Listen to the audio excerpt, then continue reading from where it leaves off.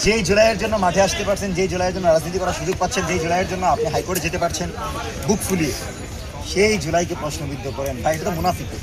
মানে আমরা কেন এত গাদ্দার জাতি আমার বুঝে আসে না, যে যারা আমাকে প্রকাশ্যে আসার সুযোগ দিল, যারা আমাকে রাজনীতি করার সুযোগ দিল, যাদের রক্তের ভিতর দিয়ে আমরা বাংলাদেশে কথা বলতে পারছি, আমার স্ত্রী সন্তানদের নিরাপত্তা পেয়েছি, সেই তাদেরকেই প্রশ্নবিদ্ধ করি, তাদের উপরে আমরা অস্ত্র ধরি, তাদের উপরে আঙুল ধরি।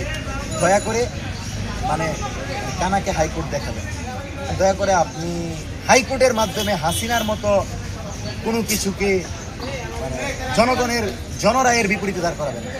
জনরায় মানে জনরায় বলেছে হা ভোট বিজয়ী, জনগণ বলেছে জুলাই সনদের বাস্তবায়ন চাই।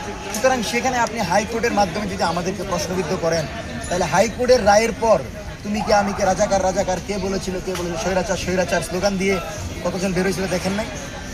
কীভাবে হয়েছিল দেখেন নাই? সেই চিত্রটা একটু মনে রাখবেন, মানে সেই চিত্রটা যেন 2-3 মাসের ভিতর না হয় ভাই। এইরকম করেন না, দেশটা চালান, 5 বছর চালান, সেই চিত্র ফেরাতে চাই না। জাস্ট বার্তাটা দিয়ে দিলাম। থ্যাংক ইউ, আসসালামু আলাইকুম।